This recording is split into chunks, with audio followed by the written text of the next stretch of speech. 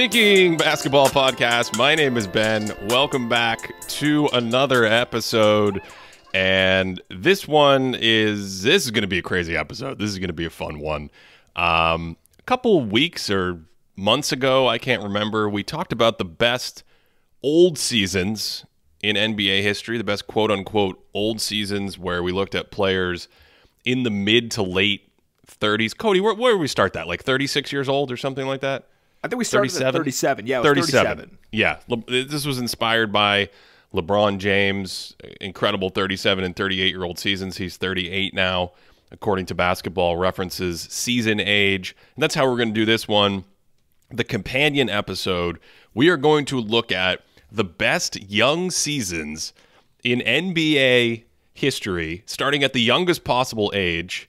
And just like with the old seasons, we'll do a couple years until we get to, normal ages that most of the league are, which means I think we're starting at age 18 seasons. Basketball Reference defines seasons by age based on your birthday. Sorry, I always get this wrong. Based on your age on February 1st of that season. So if you're 22 by February 1st, that's your age 22 season, even if you turn 23 on February 2nd. And I think that's going to disqualify you because I think we're going to start at age 18, and I don't think we're going to get all the way up to 23. There's too many great players and MVPs by the time you get to 23. And I think that's important to differentiate because at 18, you might think like LeBron James is an 18-year-old, but Basketball Reference actually counts him as a 19-year-old because he's 19 by the time that date rolls around. Yeah, he was December birthday, so 18 when he came into the league, but turned 19 at the end of December, and therefore, in his rookie season in 2003-2004, LeBron James is an age 19 season, so we'll talk about him when we get to spoiler alert. We'll talk about him when we get there. Did he make the All-NBA team in his age 19 season, Cody? Did he? I don't know that off the top of my head. I'm pretty sure he's made 19 straight All-NBA teams, so that would be the year that it started. We'll get our crack stats department on that while we set up any other criteria we need to talk about. For me, I'm going to think of this the way I typically do when going back and looking at player seasons and evaluating the best seasons from these guys. I'm thinking about winning a title. I'm thinking about, especially for young players, how strong I think you are as a player by the end of the season. So when you're 23, 25 years old, you're in the middle of your aging curve. You've already added a ton of skills. You don't radically change during a season. What changes, as we talk about so much on this show, is the variability of the sport. You have a hot shooting month, you have a cold shooting month, you have a sprained ankle, you get traded, you feel something out, you get in a rhythm, you're on fire. That's what kind of goes up and down and undulates in the middle of your career usually. But I'm of the belief that for the most part, once you establish yourself as a player, you add stuff over the years, but you're roughly the same player throughout the season or throughout 2 years or something, like throughout 4 years. That's your prime. That's how good you are. But Cody, with these young players, no. When you're 18 years old and you come in the NBA, you're often like a different dude by the time you get to June, that 9 or 10 months later of being in the crucible. So I'm really focusing on how good I think these guys were if we had to stop the season on April 5th or whatever and say, hey, who am I picking for a playoff run on these playoff teams? It's going to fit with other talent. It's going to be able to play at this level. That's the criteria I'm using to try to sort out the best young seasons in NBA history. And there's a couple of guys, one in particular we'll get to in a couple of seasons, but I think like the first half of his rookie season is, it's not significantly, that's a big word, but it's definitely worse than the second half, and you sort of see in the playoffs that he starts actualizing to his actual self. But going back to LeBron, because I got back, the stats team was able to beam the information straight to me. LeBron was neither an All-Star nor an All-NBA player his rookie season. I think he entered both of them his second season in the league. You're right, that's what we're saying. Second season, yeah. The rookie season. I thought you said rookie season. No, 19 in a row. This is his 20th year. Yeah. So the rookie season, I think, is the only one where he doesn't achieve that. Yeah. Okay, so that would be his age 20 season. Yep, when he starts making the teams. Okay, sure. Yeah, that was the confusion. I apologize for that. Second season, age 20 season. So we'll circle around to that in a minute when we get there. But we have a lot of work to do, Cody. We have to power through some of these seasons. So let's start with perhaps the most riveting category, the most riveting age to evaluate players in NBA history, the age 18 seasons. Actually, before we get to the age 18 seasons, I've said NBA history many times, but if you have caught me pausing, it's because almost all the work we do historically, including our super fun summer series that we did last year, updating the top careers in NBA history. I think that was a 10-part podcast series that we put together. If you haven't heard that, that was a lot of fun to do and gets into all this historical stuff. But I keep saying NBA history. Most of the work I do is after the shot clock. And so Bob Cousy, I think, qualifies with his 1951 season, right? Wasn't Bob Cousy like 21 or 22 in 1951? Is that right? Yeah, I think he was 22 his rookie season. Okay. So regardless of how good Bob Cousy was during that season, I think for the sake of today's episode, we're just gonna put him to the side. Bob Cousy's an MVP award winner with the Celtics, obviously a multi-time champion. So I keep saying history, but really we're talking about since the shot clock, 1954, 1955. And back then, there were no 18-year-olds. But Cody, because of the influence of high school players coming into the association, you might say because of the influence of Kevin Garnett. One might say that if they were looking at the historical timeline. There were a few other players in the preceding 20 seasons, a couple instances of guys going to community college, or Moses Malone taking a circuitous route to the NBA, things like that. But in the 90s, player usually used to be a junior or a senior when you came into the NBA out of college. And college was a well-established pipeline and infrastructure for going into basketball. And in the early 90s, things started to accelerate. The money started to explode. The contracts started to explode. And I remember Shaquille O'Neal, who we'll talk about, after his sophomore year at LSU, they were like, he should come out because he's going to be the #1 pick. And he stayed one more year as a junior. And then right after Shaquille O'Neal was Chris Webber, and the Fab Five was together at Michigan, and they only lasted 2 years because they were like, God, these guys Webber could come out and be the #1 pick. Should Juwan Howard come out? Two of the let me get this straight. Webber came out as a sophomore, and I believe Juwan Howard and Jalen Rose of ESPN, Jalen Rose now, they came out as juniors. And then you had Joe Smith, and he was going to be the #1 pick, and he came out as a freshman. And Garnett is like, why even go? Why even go to college? And that gave birth to some of these incredibly young seasons, basically all of them in NBA history that we're going to talk about. I was going to say, when you were going through the 18-year-old seasons, legitimately, how many players did you actually even look at? Like, how many NBA players would you consider being really any kind of an impact player throughout all of the history of the sport? I looked at 4. Well, we should mention that there's only a window realistically here because of the NBA trying to get rid of the straight to high school jump at some point. So you have to play 1 year of college or be 1 year removed from high school. So we have this window that exists from like the mid 90s to whenever that was, 2010 or something like that. So I thought of 4 players. Andrew Bynum just didn't do enough as an 18-year-old. So then I really looked at 3 players. Those 3 players are Jermaine O'Neal, as I said, late 90s Portland Trailblazers, Tracy McGrady, 1998 Toronto Raptors, and Kobe Bryant, 1997 Los Angeles Lakers. Those are the 3 players I thought of, and I'm not even sure. Did Jermaine O'Neal play like 450 minutes that year? I was going to say, you're more kind than I was, because to me, when I looked at it, I just came up with McGrady and Kobe. I didn't think Jermaine, looking it up right now, he played 10 minutes a game for 45 games that season. Yeah. No, I think those are the 2. I think it's an incredibly deep discussion to be had between Kobe Bryant in his 18-year-old season and Tracy McGrady in 1998, the year later, in his 18-year-old season. So who do you think it is between these 2 guys? I have Kobe's season ranked higher on account of his offensive package. I think his shot making, first step, explosiveness.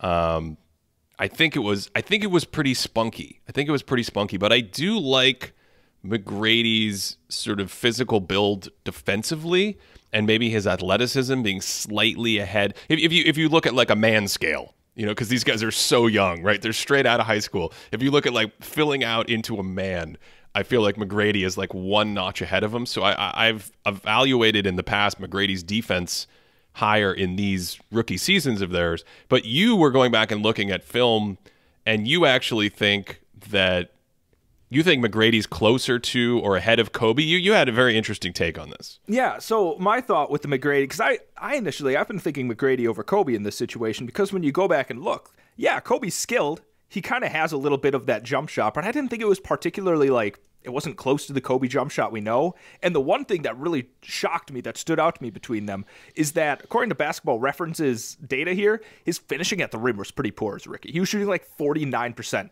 at the rim. And I think it stands out the fact that he doesn't seem to be quite as filled out as McGrady at that point. He doesn't have this like man build quite yet. He very much looks like a high school player, whereas McGrady, I thought athletically, he looked like he hanged for a while, right? He was able to hang with the group. He was able to drive past people, flush it down a few amount of times. Like, I was impressed with that, and I think that helped him defensively too, where he couldn't be bullied quite as much. And then just, man, like McGrady when he was younger, just 6'8", super long-limbed, could jump out of the gym. I think that helped him be a little bit more of a rim protector. Like I said, couldn't be bullied down in the post.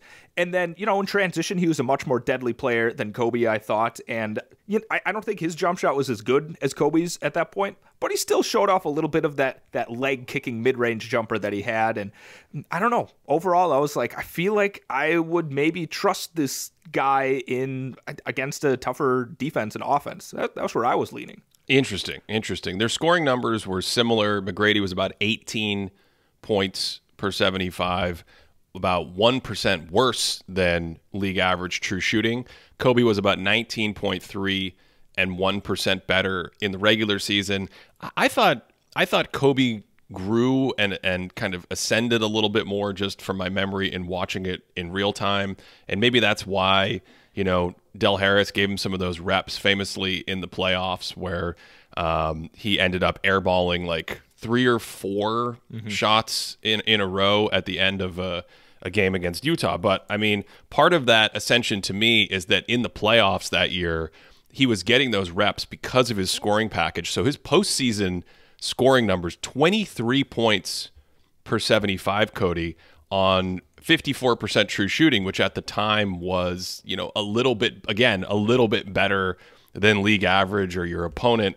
And the Lakers were a 2-round playoff team. So for me, I just think there's too big of a offensive advantage from Kobe with that scoring, the ball handling skills, and even the ability to probably pass under pressure a little bit more. And as it were, I don't feel like he was too exposed defensively, so I'm not sure I can really give T-Mac that big of an advantage. I know you don't necessarily like this thought experiment, but it's the one that I kind of batted around here. Are they trading teams? More or less. I mean, trading teams, trading roles. Like, McGrady didn't have Shaq on his team at that point, right? Kobe had Shaq at that point as a rookie. Yeah, I mean, that's just like a solid infrastructure. McGrady wasn't able to showcase what he could do in the playoffs because they didn't make the playoffs. And so, you know, I'm not holding the air balls against Kobe. That honestly didn't go into my thought process at all. I was just going off some of the stuff I saw in the regular season. But I don't know, McGrady was in a worse situation, and ultimately I was like, I don't know, it seems like he looks pretty solid here. And if we flip-flop positions, I think he could have held his own like Kobe did. Maybe not as efficiently, but I think in other ways, you know, I think his passing game was at least on par or if not better than Kobe's at that time. The athleticism, like I said, I think it was above him. I feel like he could have hung in the playoffs pretty well. Interesting.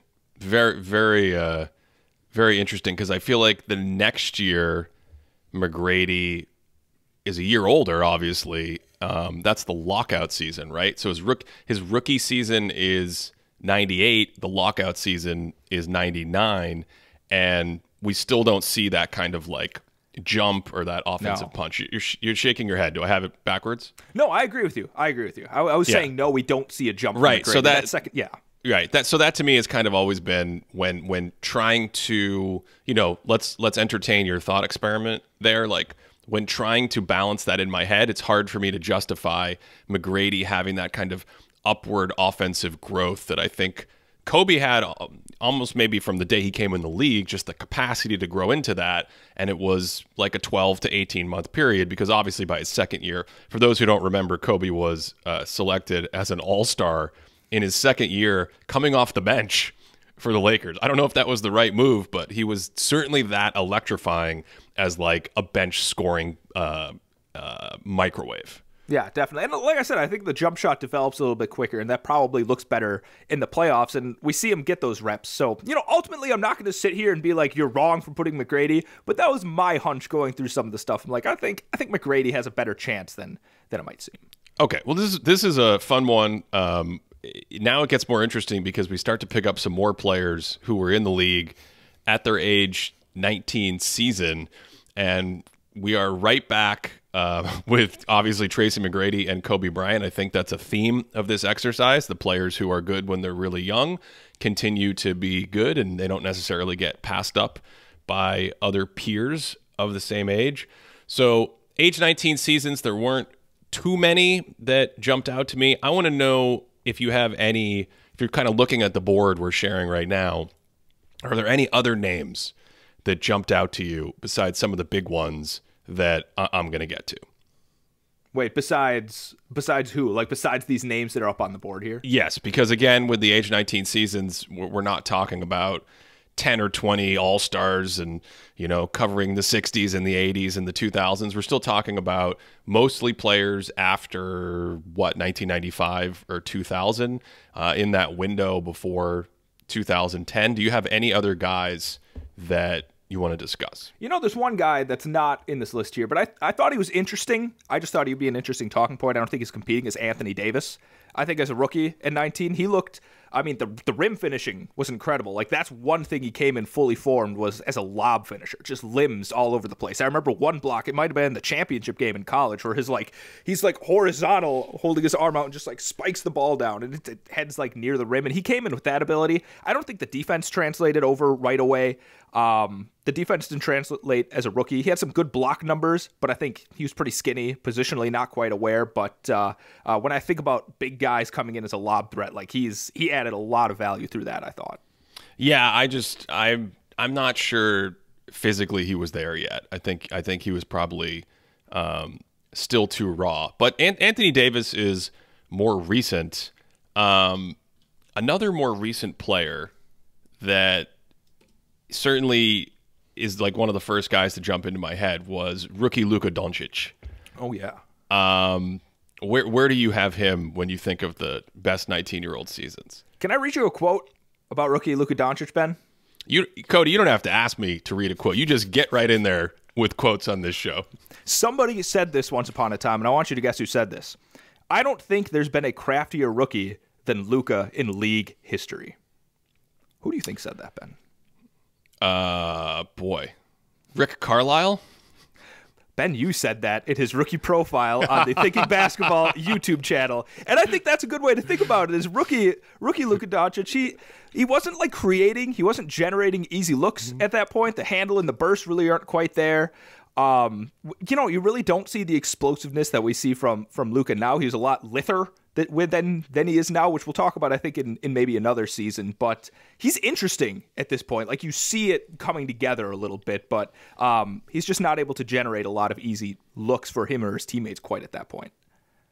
I feel like by the second half of the season, I remember thinking this is a guy who's a top 50 player. If I could redo my sub All-Stars, they gave him more responsibility from what I remember as the season went on. And looking back at his statistics by the end of the year, he actually has some pretty solid statistics. The passing chops were certainly on display. And I think I did that profile, I want to say with 2 months left in the season or something like that. So he's definitely a candidate for me, because when you look at age 19 seasons, you are still not at a place in NBA history where you're talking about hey, there's a ton of all-stars we have to sort out here. It's more like sub all-star quality players, going back to our sub all-star podcast a few weeks ago. So anyone else that kind of jumps out to you before I mention some big guys for me at the top? I think those are the two guys that at first I'm like, we should get them out of the way. But there's I'm interested to see if we disagree at the top end here because I have some thoughts. Luka and who's the other guy? Anthony Davis. Anthony Davis. Yeah, that's right. Sorry. Okay. Another interesting season for me. I don't think he's going to make my top 5. But the Kevin Durant age 19 season in 2008 was really interesting because he had like a ton of I want to say plus minus stats and therefore some other advanced metrics that really didn't like him, right? But I kind of thought watching him from Texas and just seeing him come into the league, incredible freshman season at Texas, and thinking about, okay, what does he need to do to grow, to be great in the NBA? Can he just be like a modern George Gervin with a 3-point shot or something? I thought his scoring, kind of his movement, his shooting, the things that developed into Kevin Durant ultimately in the next few seasons, I thought the flashes of those were there. So I was never really like too low on his rookie year, despite some of those things. And I think his raw scoring numbers by the end of the season were quite good. So he's another really interesting age 19 player. What do you think? Yeah, I think he's really interesting. The scoring, like you said, like you can see the fluidity, like it's going to be there. But in terms of like, for instance, since we talked about him already, comparing him to Luka Doncic, the passing, not even close to where Luka is. And defensively, I don't know, they're probably in the same ballpark, at least as rookies. So I think if you talk about like a full offensive package, Luka has like a more developed game just because of that passing ability as well. Even though Durant, like he showed flashes of that scoring, but he wasn't quite good enough to be like a strong, efficient scorer at that point. So he's not really bringing up his value in that way at that point. So I think he's still a level below guys like Luka at 19. Another one that I think is not going to make it that is interesting to discuss is Tony Parker. Came into the league in 2002 as a 19-year-old rookie. And his first 2 seasons, when the Spurs won the championship in 2003, the next year, there were playoff games where he lost his minutes, and there was, who was that? Speedy Claxton? I think so. Yeah. I think it was Speedy Claxton. And there was like a big deal made about that. But as I've written in Thinking Basketball, if you go back and look at that Spurs team, it sometimes was a different player on a different night. So Parker actually had a ton of big playoff games, a ton of key moments. And I thought his speed and his ability to get in the paint, the thing that would define him later, was already there at that age at 20. And you could see it a little bit at 19, but I think it was still a little bit too raw to kind of make the final list for me here. I think the thing about guys like Tony Parker, these smaller players that come in that rely on speed and finishing, is that the finishing touch isn't there. I think that takes a lot of getting used to as a rookie, is all of a sudden you're playing against these guys that's like, oh, I have to watch out for someone that's going to swat this shot above the square, right? Like, I have to float it above there. So Tony was able to get to the rim. Tony was able to blow by guys, but like the unbelievable finishing package that we all imagine from, say, like the 2007 finals run, where he's like contorting his body in the air and finishing basically under the basket, like that wasn't quite there. Like maybe the flashes once in a while, but again, the floater, I don't think the floater was quite developed then. The finishing in general among the trees wasn't there, but the speed is there. But ultimately that doesn't translate to being an efficient player. I'll give you another one because I mean, maybe you were going to mention him, but another one that's really interesting to me who's recent is Jason Tatum. And of course, his rookie season at age 19, and then in the playoffs, being the leading scorer for the Celtics in the playoffs, 20 points per 75, plus 2%. True shooting relative to his opponent competition. He has good box plus minus numbers, and of course we got to see what Tatum was. So where would you see him if you're thinking of springtime 2018 Jason Tatum among the players we've discussed so far? Is this the season when he throws it down on LeBron? Yeah. Is that this playoff that season? Run? Yeah. Man, I mean, losing in Game 7 before making it to the final. That's a pretty incredible run for a 19-year-old. Man, I don't know. I don't know what I think about Tatum. Okay, I feel like he's got to be up there. I don't know, Ben. What do you think?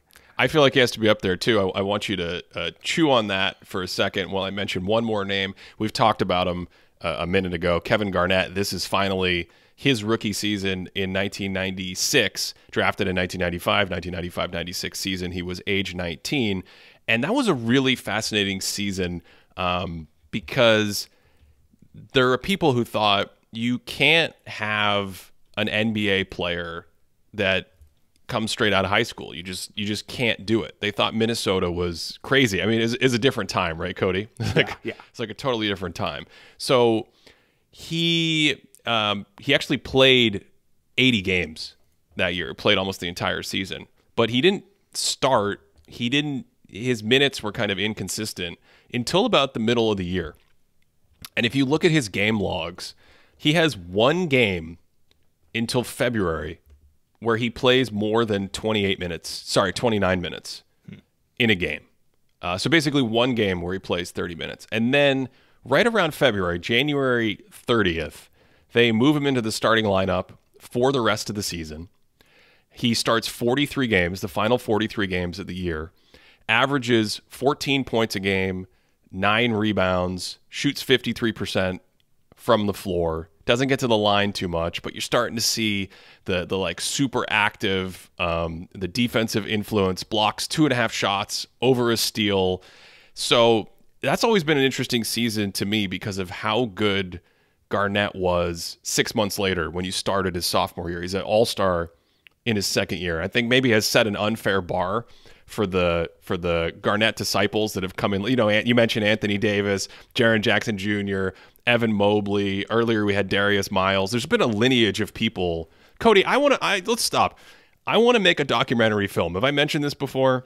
No, you haven't. I want to make a documentary film where we get we put on the cover, we put all the little wreaths and the leaves on the cover, and we send it to all the film festivals, and we just go around looking for prospects that are like the next Kevin Garnett. We call it searching for Kevin Garnett.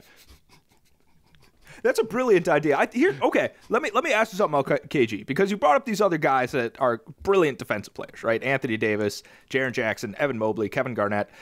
From what I remember, like I said, Anthony Davis, I think if you look at the box score, you'd be like, this is a really developed defensive player as a rookie. He's really got it. I didn't quite think the awareness was there. I didn't think the strength was there. Jaren Jackson, I think he seemed to have the tools, but I don't recall him being like a really strong defensive player as a rookie. Evan Mobley, on the other hand, last year, comes in and he has this just unreal like rim protection numbers. He seems to have good awareness. That's developing this year, something that's not necessarily captured by the box score. Where does Kevin Garnett fall on that continuum? Like, what did you think about him defensively compared to these other three guys as a rookie? My reflection watching it live, because it's hard to get a ton of like 1996 Minnesota Timberwolves games to rewatch. What? But he was kind of like a fish out of water earlier in the season and just bouncing around and string beans and things like that. And then the second half of the year, I feel like you started to see some of those plays, I'll use a word you used earlier, actualize. And he certainly wasn't the defender he would be in year 3 and year 4, and ultimately, of course, throughout the rest of his prime based on that. But I feel like there's that thing of like learning to play with physicality, learning the tricks of how not to get called for fouls. And then all of a sudden, by the time you're in the springtime, if you go to like March Kevin Garnett, it's like, oh, all of a sudden you're playing. I was living in Boston at the time, so you're playing the Celtics, so you get to watch Minnesota on the local game. If you didn't, I actually had League Pass, but you're watching them on the local game, and the Celtics aren't very good, and then all of a sudden, like Kevin Garnett is completely dominating the third quarter against your mediocre local team. That's what it felt like, right? So there was like a little of it coming together, but it still wasn't there.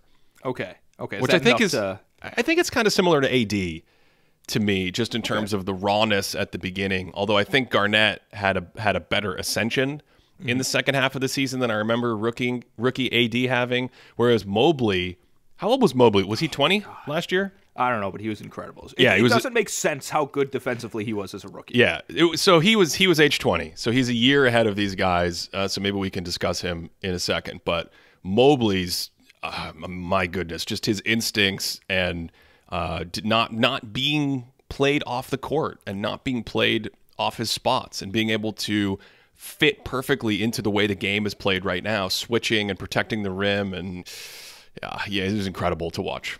Yeah, playing next to a 5, being able to be the 5, like the defensive portability out there is. Are we just gonna turn this to a Mobley podcast? Can we pivot at this point? Is that okay?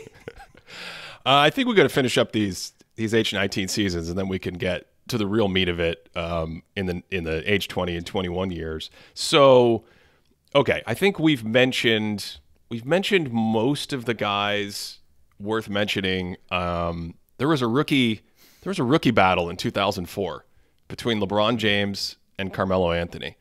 I will say at the time, I was pro Carmelo Anthony winning Rookie of the Year. Oh wow. I was. That's how much things have changed. Oh wow. Yeah. I was like, I was watching it, and one, I loved the Syracuse run the year before, and two, I was like, the Nuggets are a playoff team, and the Cavs are terrible. But I was wrong. It's okay. Wait.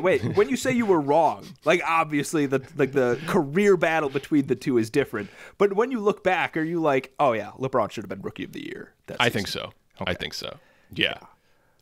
I think my take is that it's going to be very hard to knock off LeBron as a 19-year-old, and I don't necessarily know if you're going to agree with me here. Oh wow, you think LeBron is the best 19-year-old? I kind of think so. Okay, where would you put Kyrie Irving in this conversation? Oh wow. Rookie Kyrie Irving. Yeah. Rookie Kyrie Irving, just for those who don't remember, ton of positive indicators. Even if you look at like plus minus or advanced metrics, they're pretty solid. And then in our model, Cody, he was in the 89th percentile in offensive box plus minus as a rookie because he averaged 25 points per 75, plus 4% true shooting, created a ton of shots for teammates. Obviously, the passing, the ball handling, the shot making we talked about in our Greatest Shooters podcast episode recently. That was a lot of fun. Kyrie being one of the greatest, we're top 25 or 20 shooters of all time. And you could even go higher if you want to bias toward the modern players. So I don't know. That was a pretty good rookie offensive season from Irving, right? So, yes. The thing about LeBron here is I feel like there's more of a full package. Like, I don't know where I would put Kyrie's defense, but Kyrie, I don't know if you want to say he's a better offense player than LeBron at that point, but LeBron in transition, I thought his rim pressure was pretty fantastic for a rookie. Like, it was unbelievable. Defensively, he's not like ramping up to 2009 LeBron levels yet, but I think he has some good activity. He's got some strong hands. He's still like, again, he's got like the McGrady thing where he's built. Like, he's even more of a man at 19 than McGrady was as a rookie. And like, Ben, I know you probably don't care about this. You probably don't care at all. But he averaged 39 and a half minutes per game as a rookie. And you know the last time anybody averaged 39 minutes per game? It was Luol Deng and Kevin Love back in 2012. And this is a rookie that's coming in and doing that. He's the only rookie. He's the only 19-year-old in Basketball Reference's database who played over 3,000 minutes as a 19-year-old. Now, Carmelo Anthony missed that cutoff by 5 minutes, so, whatever. They're both right up there. But I think my thing is like, I saw some plays where LeBron's able to, like, cut in, and he ducks in, and gets post position, gets the pass, and he just finishes. Like, he had those kinds of plays where he could play off ball, and even though his jump shot wasn't good, he knew how to play in those situations. And then, like, the spacing, Ben. Like, he's driving in, and it's like, oh, I'm going to kick to Ira Newble for an 18-foot jump shot. I'm like, man, if he had like modern spacing as a rookie, I think we'd be thinking about him a little bit more. And if we had him on a better team, I think he could have changed his game a little bit to not just be like spiraling away in this team. I thought 19-year-old LeBron looked pretty solid. Okay, give me in no particular order your 5 best 19-year-old seasons. Let's see if we can sort these out. Okay, no particular order. No particular order. LeBron is in there. Probably Luka. Probably Kobe. Man, that Jason Tatum, is that, can I say Tatum? Oh, I don't know about those last two spots. I'm thinking Tatum and Kyrie were really good. Wait, so no, I'm solid with those top 3, Ben. So you're kicking Carmelo out. I mean, let's compare Carmelo and Jason Tatum, because I feel like if we're thinking archetypally, they're like the most similar, right? I don't remember what Tatum's defense was as a rookie. Like, I'm sorry, I don't recall Tatum exactly as rookie, but I think it was passable. I think it was passable. It was better than Carmelo's, right? Yeah. The passing, neither of them really were great passers. Neither of them were, I mean, Tatum's definitely developed into a good passer, but at that point, Tatum was really not a great passer. Neither was Melo. I don't know. I think the defense kind of maybe moves him above Carmelo at that age. Okay, I'm going to get crazy. Please. I think I'm also going to kick Carmelo out of the top 5. I'm going to go Kyrie 5th. Oh, okay, 5th. Yeah, I'm going to go Kyrie 5th. Let's say, boy, this Luka Tatum thing is really tricky. And it's really hard to get your brain around because it just happened and then we got to watch their careers right afterwards. I'm going to say Luka 4th, Tatum 3rd. I'm going to go LeBron 2nd and Kobe 1st. Oh, you're taking Kobe first. I think so, yeah. Okay, make your Kobe case. I think he's a better offensive player. I think 98 Kobe Bryant is a fairly polished offensive player. I think he's giving something back, but you have to realize, let's go back to the defensive side. I was going to say he's giving something back on defense, but actually I think the difference in second year Kobe and second year LeBron defensively, I think you can make an argument for Kobe. First year LeBron, right? Or are you saying second year LeBron? Thank you, Cody. Thank you. Okay, yeah. First year LeBron versus second year Kobe. Okay. So LeBron did have the physical maturation that you were talking about, but he just there's kind of a lot of flying all over the court, and he didn't have the body control, he didn't have the strength, he didn't have the timing, he didn't have the same feel he would have even a year or two later.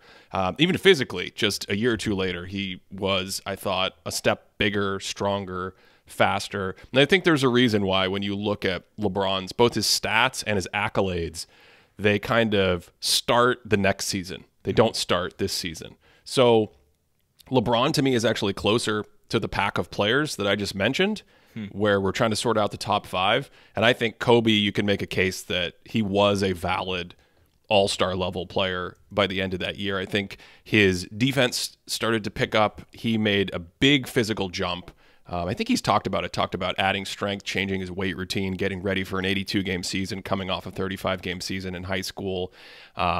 He was just frankly electric that season, coming off the bench as an all-star. So I'm pretty comfortable with Kobe at number 1. Okay. And you don't think like the passing difference when you talk about the offensive value, you don't think LeBron's passing at that age really bumps him up or gets him closer to Kobe?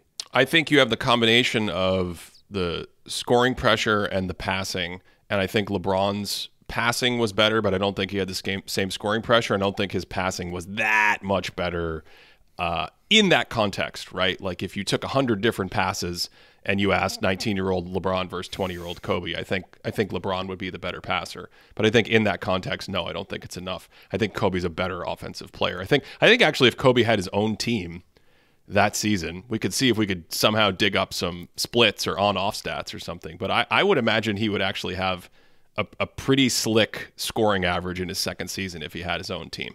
That kind of score. And I do think that's the thing that hurts LeBron is like that jump shot was really not polished at all. He was kind of all like his legs are kicking out forward. Half of them kind of seem like fadeaways. He's changing up his free throw routine. So I can definitely see that in the sense that, you know, fitting next to other high end players, being the main creator. But I think when you talk about the bouncing around on defense, I really like that energy. Do you think that Kobe was a better defender at that age than LeBron? I do. Yeah. Okay. I do. Okay. All right, age 20 seasons. Now it's getting serious because we're not going to go through and say who were the teenagers who were getting enough minutes and things of this sort. Like age 20 seasons, now it's legit. Now we've got Magic Johnson's rookie season. We've got we just mentioned all the guys we talked about: Kevin Garnett, LeBron James, Kobe Bryant. They're in their second season, third season.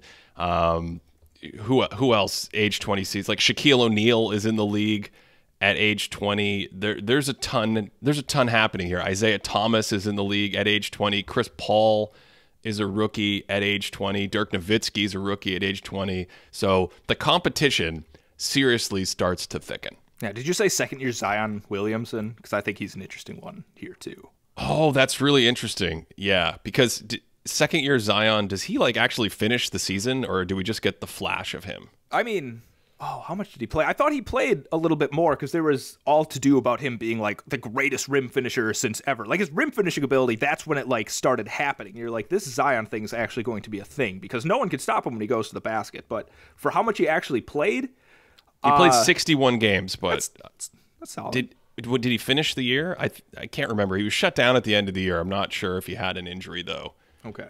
Or not. But yeah, that's a great. Oh boy, That's on the board. Age 20, Zion Williamson. Cody, you need to talk for a minute. I need to gather myself. Okay, so I think the thing that's like mind-blowing at this point are some of the numbers that like LeBron and Luka put up. And I think what's really tricky when you look at the numbers and you try and do this is like, I think the actual statistical case for LeBron might, like, the box score makes him maybe look a little bit better just because he's playing 42 minutes a game his second year in the season. So like no matter what, this is when he starts doing like the 27, 7, and 7 thing each night. And if you look at like all players at this age that average 25, 5, and 5, it's LeBron and Luka, but Luka's doing it in 10 fewer minutes.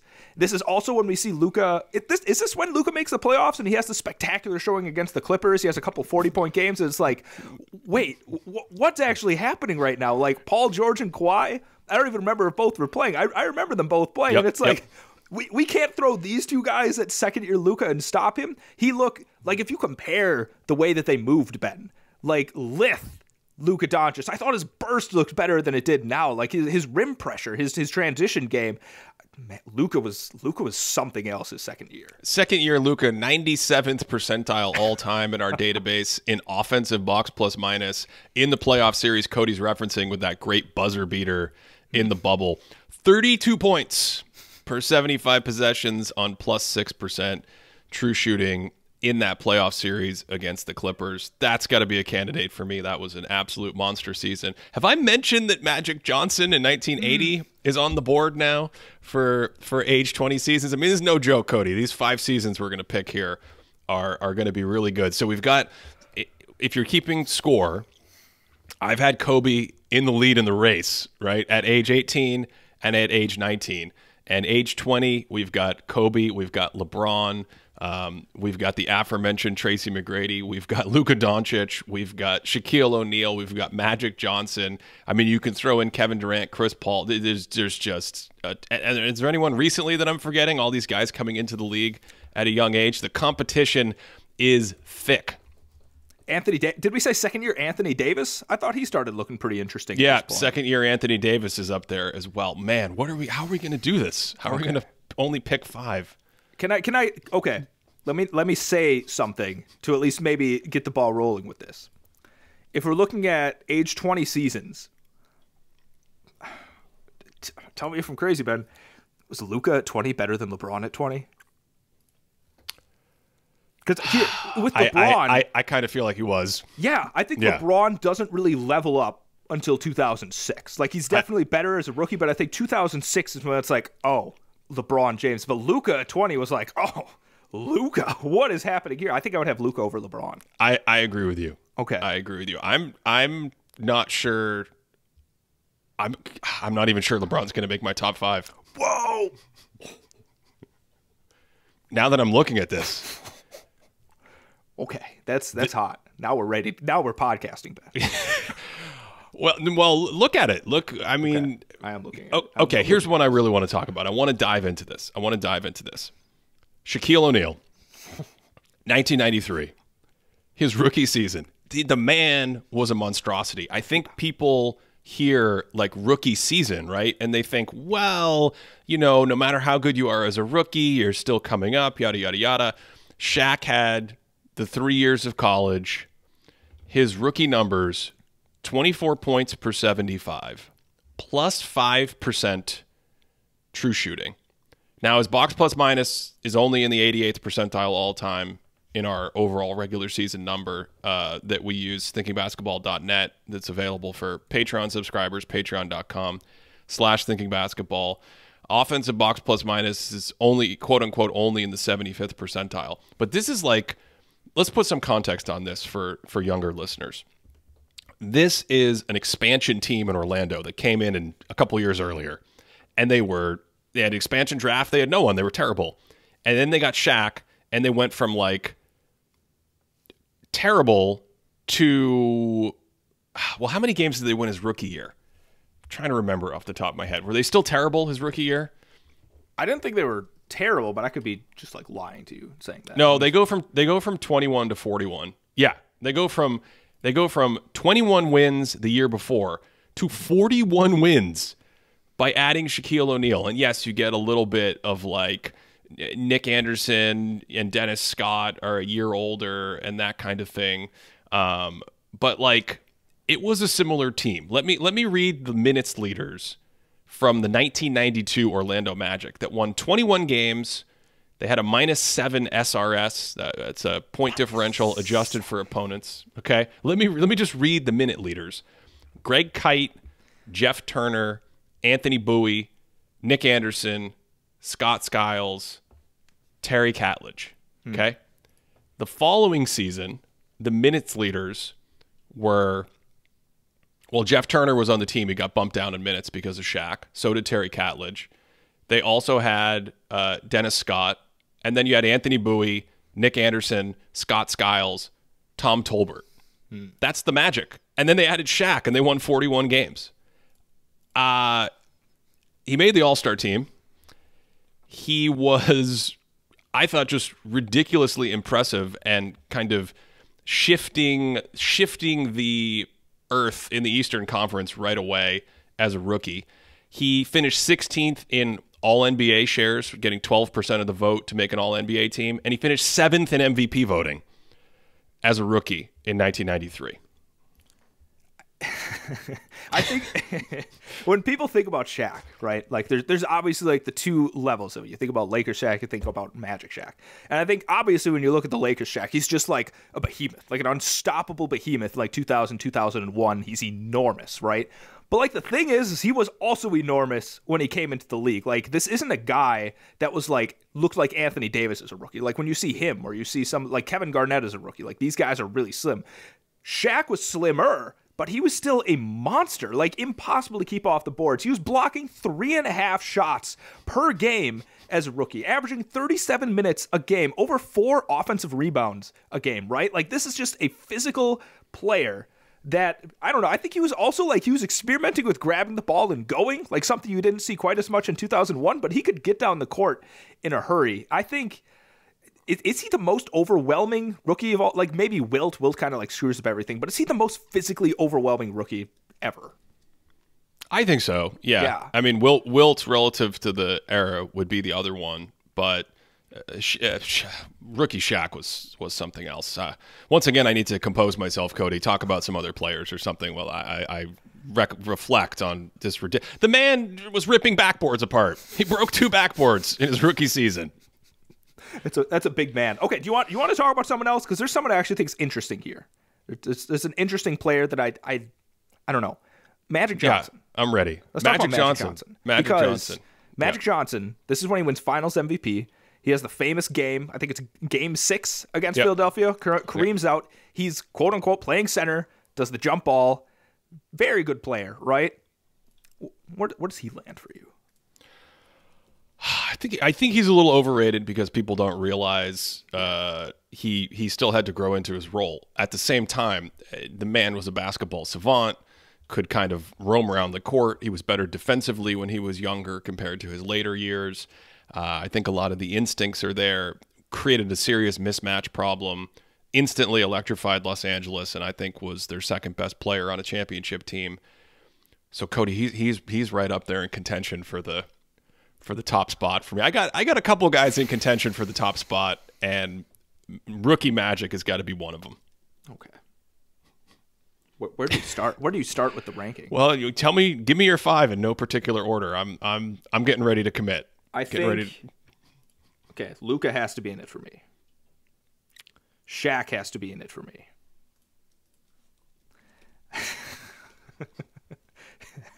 I don't know beyond that, Ben. I mean, LeBron is still LeBron. Like, he doesn't level up to next year, but we're still talking LeBron James. Kobe Bryant keeps expanding his role, but he's not quite. He's a better defender. That next year, that 1999 lockout Kobe Bryant, he's a better defender. He's actually a really, really good defender that year, and he's got more tempo to his game. He's got more control and kind of, harnessing change of pace and things like that. Is it recency bias to maybe say Zion, Ben? Is it? My only 2 that I think have to be in it for sure in my mind are Shaq and Luka. That's my take right now. How do you feel about the prospects of an Anthony Davis or a Kevin Garnett cracking this list? Kevin Garnett was an all-star in his second season. We talked about some of his ascension as well. And you mentioned it, like when you look at second-year Anthony Davis, it's not quite like the craziness of third-year Anthony Davis, spoiler alert, but second-year Anthony Davis completely pops off the screen. Was he also an all-star that year? Man, I don't know that. Ton of all-star players. Anthony Davis was an all-star in 2014 in his second season. Man, sorting this out is just absolutely brutal. Okay, here's what makes this really difficult is when we're talking about full impact, right?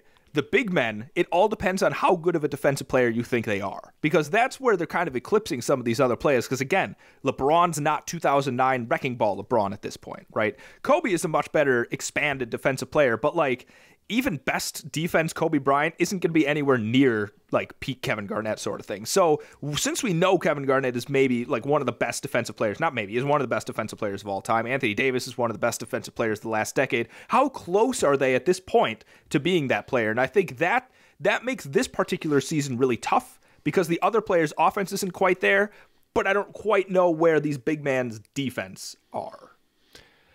Okay, I'm going to commit, Cody. Let's do because we got to get out of here. We'll be here podcasting all day. I am going to go LeBron James finished 6th in MVP voting in his age 20 season in 2005. But I agree with you. I think he was actually a little bit overrated by the raw box score and the role he had on that team. And I'm not sure anybody realized what was to come with that aging curve. They were like, "Oh yeah, LeBron's good, and we'll throw him some love." Like you didn't need to throw him any love. Yet there was plenty to come. I think I'm going to go LeBron 5th. Okay. Magic Johnson 4th.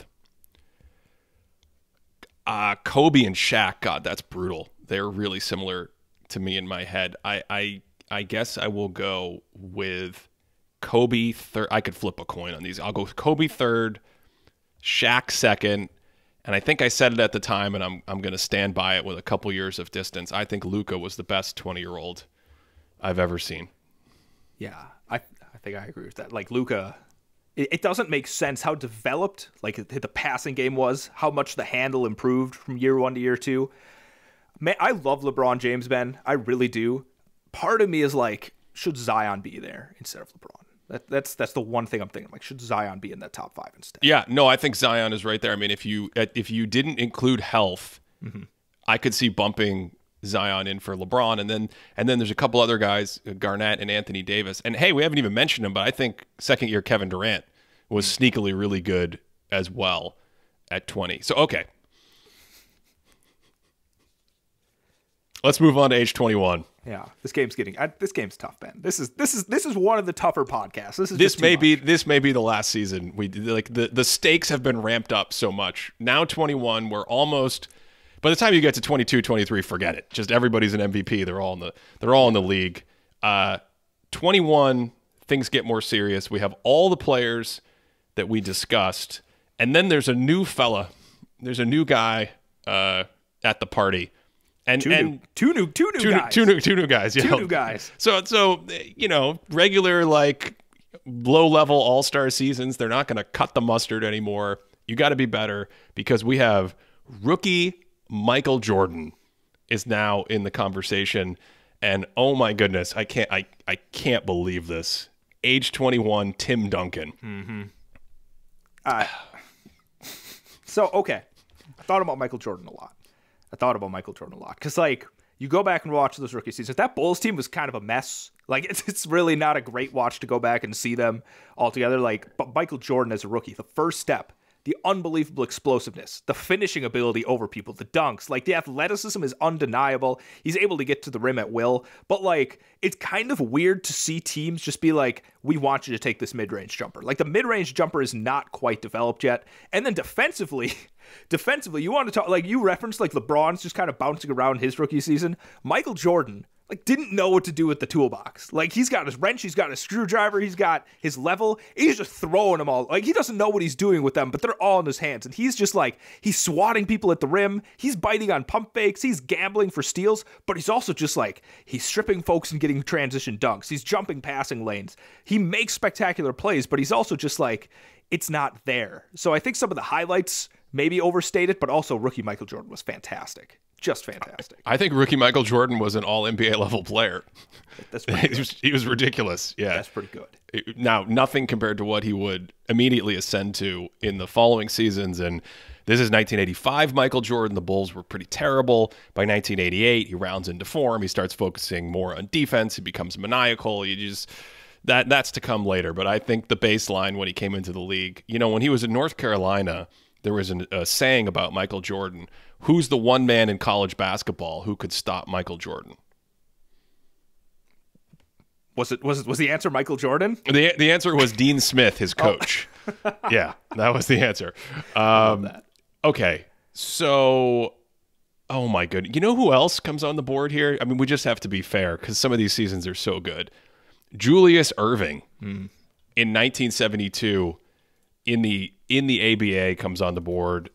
Julius Erving, obviously, 3-time ABA MVP, 1-time NBA MVP, and he not too shabby rookie year, 27 points per game, 16 rebounds, 4 assists for the Virginia Squires. We didn't really have advanced metrics back then or anything like that, but I think we talked about it over the summer. The next year in 1973, so if we get to age 22 seasons, 1973, he finishes second in the ABA in MVP voting. So we're not quite there with Dr. J, but another great player to come on the board at age 21. I think one of the most underrated 21-year-old seasons ever. Maybe just one of the most underrated players ever. Cody, this is right up your alley. 1978, Milwaukee Bucks, Marcus Johnson.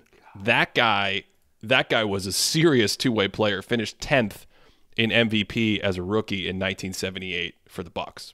We're talking about a guy that may or may not have been the beginning of the point forward, like literally the first time point forward was ever used. May have been him. It might have been Paul Pressey. Some people say it's Rick Barry, but that doesn't seem to be quite as substantiated. I like to think it was a Milwaukee Buck, but Marcus Johnson, I love that he's getting a shout out. Still color commentator for the Bucks, one of the best out there. Go watch some local Bucks games because he's fantastic. Old School 8 on Twitter. He's a fun follow, and also with one of the great cameos of all time in White Men Can't Jump.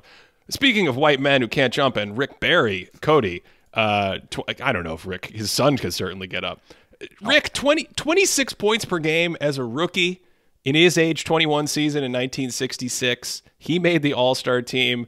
He comes on the board at this age, obviously a great passer and one of the greats of all time. He finished 5th in MVP in 1966. I'm telling you, these age 21 seasons are heavy hitters. You just have to be a monster. You have to be like an MVP level player at this point to make our top 5. I think, okay, the other thing that makes this tricky now is we got these guys coming on the scene that are fantastic. Like you talk about Rick Barry's numbers. We talk about Michael Jordan basically being an all-NBA player, but also the other players we've been talking about have had a few reps in the NBA. They're starting to figure out. We're starting to see like Kevin Garnett be like, wait a second, I can teleport on defense. I can literally guard everybody. That starts to balloon his impact. LeBron, like I said, he kind of starts making a jump at 2016. Kevin Durant, we start seeing like the Kevin Durant we know. He's scoring like 30 points on +6 relative true shooting percentage. 30 points per 75 on +6 relative true shooting percentage. Anthony Davis starts putting it together defensively.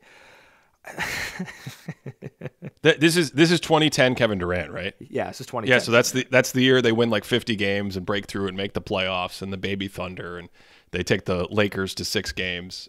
Keep going. These seasons are so good. Kobe Bryant, I think Kobe Bryant again, like he makes his leap up at this point, right? We were talking about how we were probably all-star level player coming off the bench and whatever else. I think offensively he starts taking a jump while also still really locking in defensively.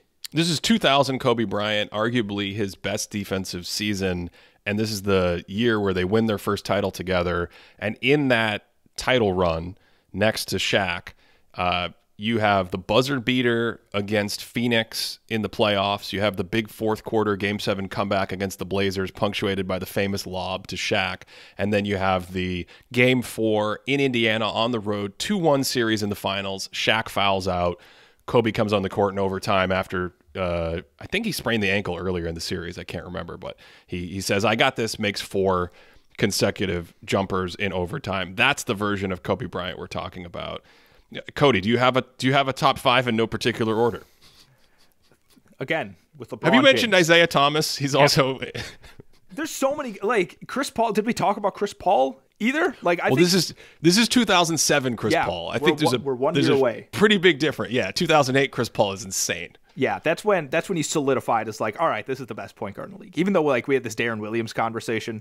But Darren Williams in 2007 was really good, and I think the difference between like Chris Paul and Darren Williams in 2007 was a reasonable conversation. I think in my head that conversation ended in 2008. Was that the Western Conference Finals run? Yeah, he was amazing in that.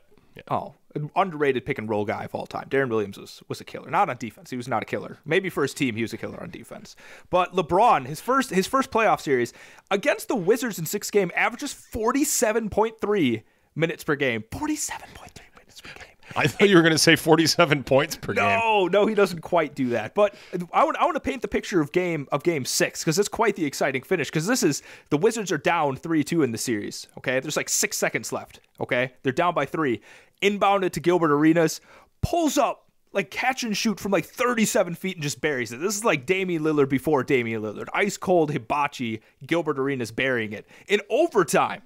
Okay, this is not LeBron hitting a game winner. This is the beginning of the passing thing. LeBron gets doubled at the half court near the end of overtime. Makes a pass, extra pass to Damon Jones, not Stoudemire. Damon Jones hits a corner 3. They end up winning the series. So I think this is when we start seeing LeBron becoming not quite there, but he's getting there. So I don't know. I think LeBron's got to be in the top 5. That's my long-winded way of saying he's probably in my top 5 for this.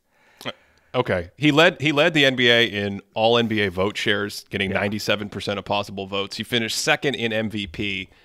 I think I'm kind of with you. I feel like 2006 to 2008 is a critical growing point year by year for LeBron. I thought his defense was better this year. I thought this was the year his physicality started to really jump up. He probably added a little weight and filled out. But I still think there were things in his game, namely his outside shooting. Mm-hmm. That's a big one that I don't get too excited about relative to the kind of heavy lifting he was doing in this sort of like one man. The Cavs aren't very good, but I got to do a ton of stuff. So I think I agree with you that LeBron. Well, you said LeBron has to be in your top 5. Cody. There are just some seasons that are just crazy good. Have we talked about 1998 rookie Tim Duncan yet? Besides maybe like, because we're not going to get to these seasons. Besides maybe like Russell and Wilt, is this the best defensive rookie season? At least in the modern NBA, is there a better rookie defender than Tim Duncan? Does David Robinson count because he came into the league when he was like 33 after doing multiple tours of duty? David Robinson went to the Navy. He was at the Navy and then he took. For those who don't know that joke, so does he count? Does David Robinson's season count? Sure, let's count David Robinson in this. I think David Robinson would be better. Oh. Yeah, as a rookie defender. But in the last like 25 years, is there a better rookie defender than Tim Duncan? I can't think of one off the top of my head. I mean, Tim Duncan was a rookie in 1998, finished 5th in MVP. He was, 1A, 1B with David Robinson, probably a little bit more focus on the post in terms of primacy of offense by the time you got to the playoffs. He's got to be there for me. Tim Duncan absolutely has to be in the top 5 for me. The patience on his post-up game as a rookie, like the poise he came in with. And I think this is a guy that he stayed an extra year of college. He stayed all 4 years at Wake Forest, if I'm not mistaken. And weren't they saying that he would have gone first in the draft if he came out the year before, but he didn't feel like he was good enough? Was that it? Like he didn't feel like he could have made it? What was the thing with Duncan? He has said in an interview recently that he didn't feel really comfortable. He was an island guy, and then he kind of went to Wake Forest, which in a way is not thought of as a basketball institution, but it was a little island in North Carolina where he could be comfortable and live in that bubble. And then a big thing when Popovich got him was to go down to the Virgin Islands with him and spend time with him and kind of help make him feel comfortable. So he has said in interviews, I don't know if you take it at face value, but he said like he really just didn't feel comfortable moving to that professional big spotlight in the NBA, probably knowing he was going to be the number 1 pick if he came out as a junior. I think there were people who thought he would have been a top 5 or top 10 pick if he came out as a sophomore. He was really promising and then just ended up staying all 4 years. So Cody, just an unbelievable rookie season from him. You know who else we haven't even mentioned, I think? You might have mentioned him listing players like Kevin Durant. This is that 2010 season. He won the scoring title that year at 30 points per game. He also finished second in MVP that season. So, oh, by the way, this is the 2015 Anthony Davis insane season. We also didn't talk about that this is Shaq's second season where he's what are some of let me look at some of these numbers where he's scoring 29 points per 75. Does he win the scoring title in his second season? Is that when he does it?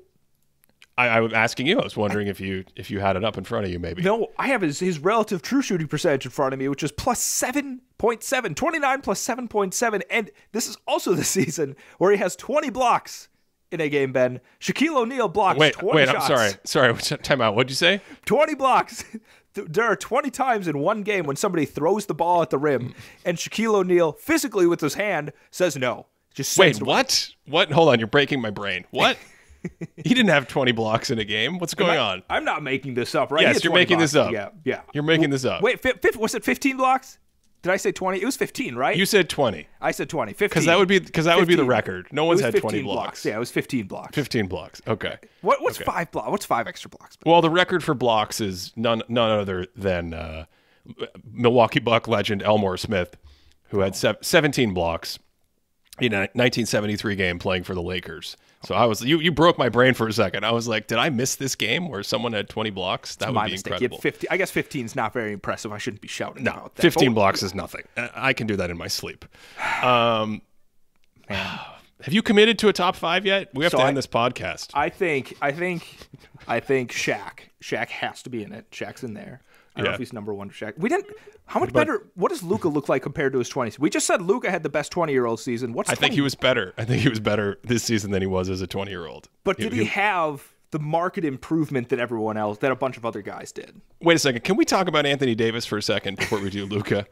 Anthony Davis's 2015 season, he averages 28 points per 75 on plus 6% true shooting in our box plus minus model that we have. He's in the 99th percentile all time in regular season. So he's having like an elite sort of one level below all time season, maybe. This is the year the Pelicans get to the playoffs. He only finishes 5th in MVP. That's probably a New Orleans bias is what that is. If he played in New York that season, he would have won MVP. You can't convince me otherwise. He would have been the 3-point shootout too. Oh, wow. So, okay. I'm going to go. Have you committed to 5 players? I said Shaq. I might say Duncan. I'm going to say LeBron. LeBron's in my top 5. Mm-hmm. Oh, my God, Ben. What do you do? Well, you asked me about Luka, right? Yeah. Okay. Luka, the next season, I thought if you look at where he was in the playoffs, you look at where his game was, you look at the Dallas offense, I think you can make an argument that he was even a little better than he was the year before. So wherever he was the year before, if you like bump it up, is that good enough to get in your top 5 age 21 seasons of all time? I think it is. Okay. I just didn't know how much it's bumped up. Kevin Durant, the scoring is unreal, but the passing isn't quite there yet, right? Defensively, he's... Wait a second. No, I forgot one more name, Cody. Is it Magic Johnson? Magic Johnson was pretty good, but I think this guy might have been better than Magic Johnson at this age. Also Magic Johnson missed a ton of time. That's the thing. Magic Johnson had an injury and missed a ton of time. So if you take into account health, maybe he can't make your top 5. Your guy, Tracy McGrady, this is the year. This is the year he goes bonkers. He gets to Orlando. He makes his first All-Star game. He has his team, averages 27 points, 8 rebounds, 5 assists, revitalizes the Magic, finishes 8th in MVP.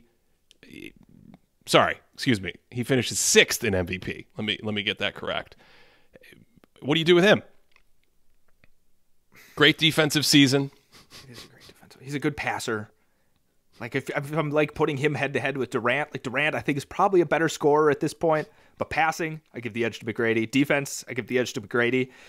I guess I would probably, like wherever we rank them, I would have McGrady over I would have McGrady over Durant, I think. Do I have McGrady over Kobe? Ben? I'm working through my thoughts here because we got to finish this show. Do we? I think that I think there are 8 guys who kind of stand out to me if you include health. McGrady, Anthony Davis, Durant, Kobe, LeBron, Duncan, Luka, Shaq. I think those are the 8 guys. You've punted long enough. I'm going to go for it. Okay, you should. I'm going to go for a top 5. I'm going to say Kevin Durant is 5th. Okay. But you could go LeBron. Maybe I should go LeBron. There. This is really torture. Kind of maybe feels like I should go LeBron. LeBron has had enough flowers for me. Let's go Kevin Durant 5th. Kobe Bryant 4th. This is the year before Kobe just really jumps up, comes into his own offensively, but such a great defensive season from him. I'll say Luka 3rd, Duncan 2nd, Shaq 1st. So LeBron doesn't even make the cut. He would be in the 5 position, I think. 5 that I guess with Kobe, Durant, I could take LeBron there.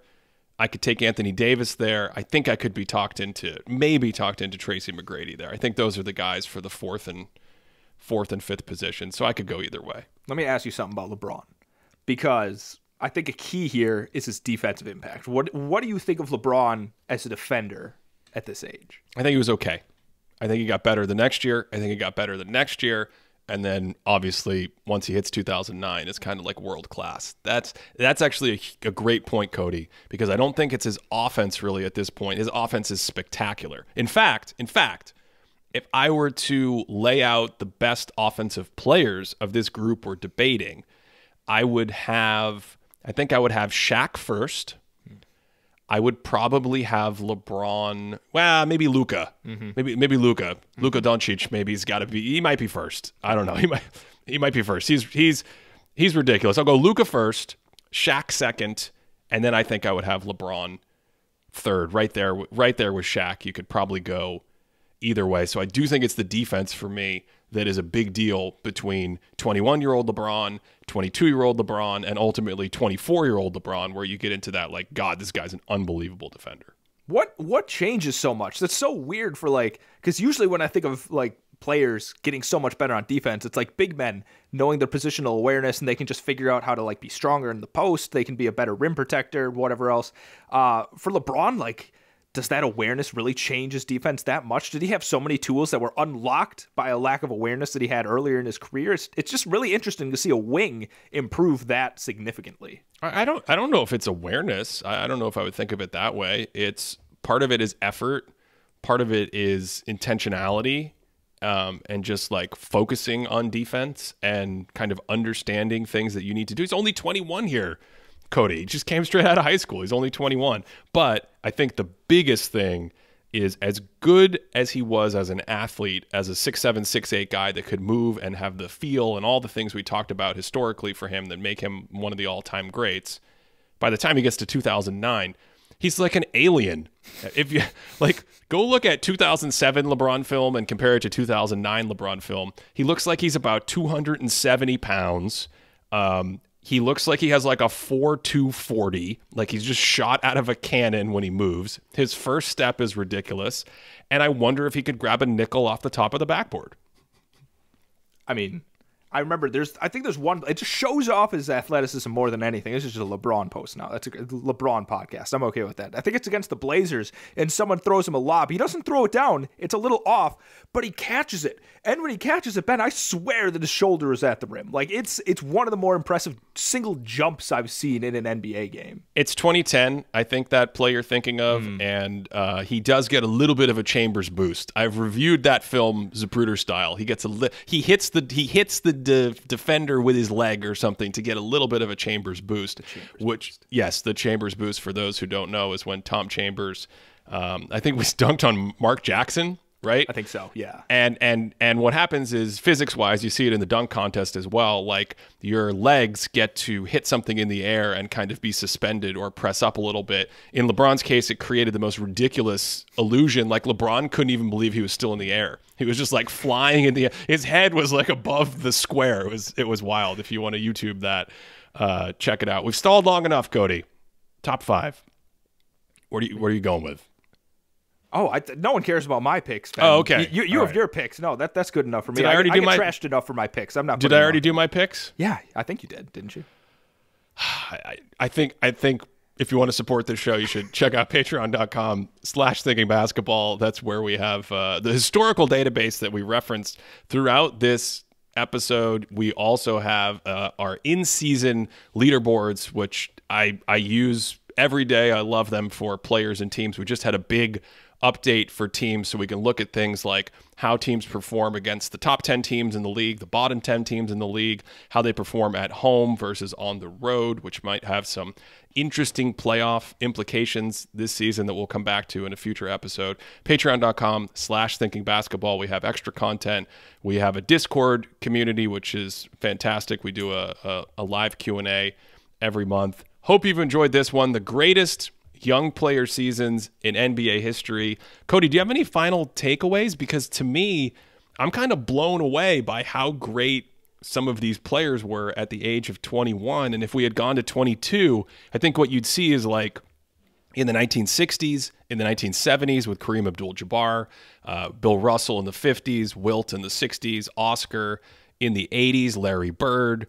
By the time you get to like age 22 throughout NBA history, you have players who have the ability and have shown demonstrated the level of play that is consistent with like, I'm an MVP even though I'm 22 years old. Yeah, I think the takeaway is not specifically rookies, but when you have young guys, be a little bit patient because it's very difficult to be 20, 19 years old or something like that and be a high impact player. Like if a player's not showing up like that, wait a little bit. Wait till they're 22, 23, 24. And by 22, if you're going to be an all-time player, you're probably going to be showing flashes of that brilliance at that point. On the flip side, if you're 20, 21, 22, and you're an all-NBA level player, a soft MVP level player, a strong MVP level player, not only do you get ready for Springfield and the Naismith Basketball Hall of Fame, but my goodness, your aging curve, you're just going to be so good in the fat of your prime. Yeah. Whoa. There was a question I wanted to ask you, Ben. Yeah. And I never asked it to you. Who do you think has the youngest MVP level season? Which MVP season is the youngest? The youngest MVP level season, of all time? Is it Luka at 20? Youngest MVP level season. I would say it is Luka probably at, I still feels like maybe all NBA-ish using the normal cutoffs. Okay. So I kind of feel like you don't really get, I'm not sure there's been a 20-year-old who's had an MVP level season. Okay. Let's leave it at that. Okay, that sounds good for now. Yeah. Thanks as always for listening all the way through to our ridiculous outro at the end here and our extra content. Hope you enjoyed this one. Look forward to all the comments you have. And as always, of course, I hope you're having a great day.